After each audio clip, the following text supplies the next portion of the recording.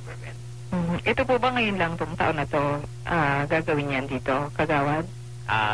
Actually, itong pagsunod sa sa tinatawag na Millennium Development Goals, tuloy-tuloy naman na nating in fact, marami na rin tayong mga proyekto na ang basihan ay itong Millennium Development Goals. Kaya lang for this year, may mga panibagong hinahain na mga intervention kung paano palalong matutulungan itong kabataan at mag-improve o ibig sabihin makasunod tayo dito sa Millennium Development Goals. Kaya, ayan, yung every program kasi, lalo na kung may funding, nangangailangan ng MOA. Ayan, para, alam mo naman sa government, may mga audits yan, saka other requirements. And also, yung katulad yung mga award-giving body rin, kaya na tayo sa, halimbawang most child-friendly, community. Tine-check nila kung yung bang ginagawa natin ay directed towards the achievement ng development goals.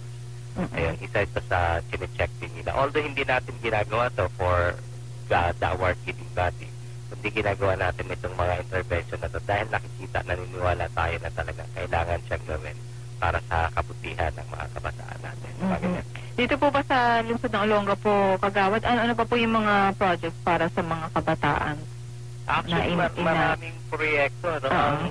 Ang pinaka-latest na proyekto na medyo malaki ang malaki ang epekto at malaki rin in fact yung pondo na ginugol ng pamahalaan lungsod. Yung tinatawag na Home for the yung sa youth in conflict with the law. Yung doon sa Mayumi sa Santa Rita, merong malaking establishment. Dati kasi meron tayo doon sa may likod ng Marikit Park na maliit lang na lugar. So, naisip ng pamahalaan na hindi sumasapat yon at hindi siya masyadong conducive para medyo ma-correct yung mga bata na hindi tumatama ng landas. Ibig sabihin, kailangan bigyan ng ayuda o ng tulong para nailagay sila sa tamang landas. So, ito yung isa sa major project na pinagtulungan niya ni Mayor at ni Vice Governor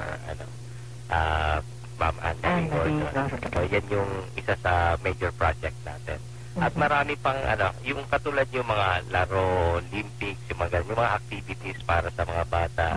Tapos yung regular na ginagawang mga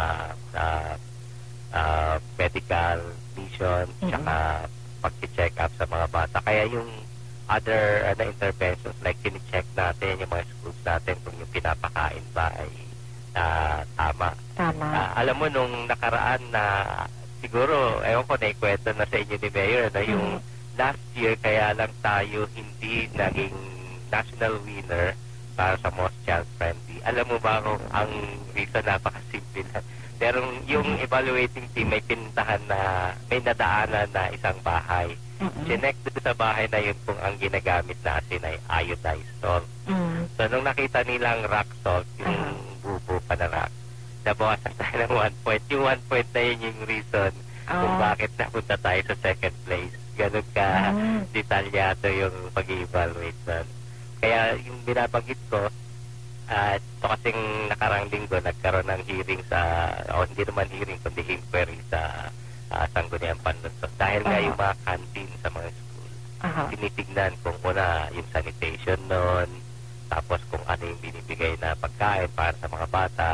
Tapos, natama na rin nga doon sa pag-uusap nila yung mga permit, saka sa mga school kasi dapat ang nagpapatakbo ng canteen cooperative kasi merong department order ang DepEd patungkol doon. So, yun, kinaklarify lang sa mga operator ng canteen na meron silang dapat sundin na department order sa pagpapatakbo ng mga canteen. At yung pong pag-check ng mga pagkain sa mga eskwelahan, Kagawad, yan po ay sinagawa ng ating City Health Office dahil yung in celebration po ng Nutrition Month. Tama yan. Di ba? Yung po yung kanilang activities na isinagawa ng mga first week po ng July. Correct. So, actually, hindi lang. Tuloy-tuloy nilang ginagawa yan. Chinecheck talaga. Mas mataas yung level nung nila nitong Nutrition Month. Pero actually, regular function nila yun. Kaya lang ngayon talagang nire-report nila at saka hindi lang, pagka-report naman nila, ina-actionan kagad ng higher level. Katulad dito sa amin, nagpatawag kami kagad ng council inquiry. Dahil may mga report na pumasok na kailangan may mga gawing ang city leadership kasi meron siyang regulatory power na pagka pinabayaan niya yung halimbawang hindi tama na nangyayari sa kanyang area of jurisdiction ay dereliction of duty yun eh. So kaya nung lumabas yung report ng City Health na may mga kailangan palang intervention na gawin. So para naman in aid of legislation, baka may kailangan pa kaming gawing resolution o ordinansa. At saka para na rin makatulong sa kanila. So pinatawag at doon nga nakita kung paano magtutulungan ang mga school, yung PTA, yung canteen operators, at saka yung city government para may ayos para sa kapakanan niya ng mga kabataan natin. Okay.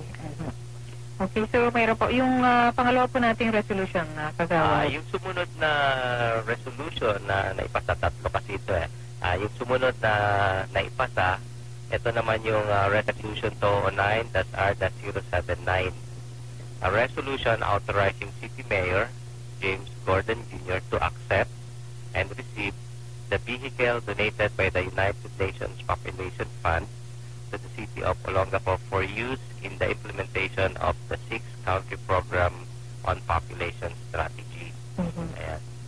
Basically, ito yung pick-up na kulay puti, magandang klaseng pick-up to, na sa tingin ng UNFPA, makakatulong sa sa implementation ng mga proyekto para sa hindi naman may iba silang tawag dito pero basically dito sa kanilang reproductive health program ang gusto lang nila is to promote the right of every woman, okay, man and child, to enjoy life of health and equal opportunity, reduce poverty, and ensure that every pregnancy is wanted, every birth is safe, every young person is free from HIV/AIDS, and every girl and woman is treated with dignity and respect. So, yun yung aim nung ng program. So, itong sasakyan nagagamit nila to para sa mga unang-una yung information dissemination. Siyempre, kailangan magpunta sa mga barangay, sa mga purok para nalalaman nung unang-una na monitor nila kung ano yung kalagayan ng mas tinitignan nila dito yung mga babae, lalo na yung mga buntis. Ganun. Kaya nga ang isa sa naging major program nito yung mga barangay clinic na pwede lang doon na mga anak kasi masyadong na-overload yung ating hospital. So, ayun. So, ito po, napakaswerte natin kagawad dahil ito po yung United Nations Population Fund.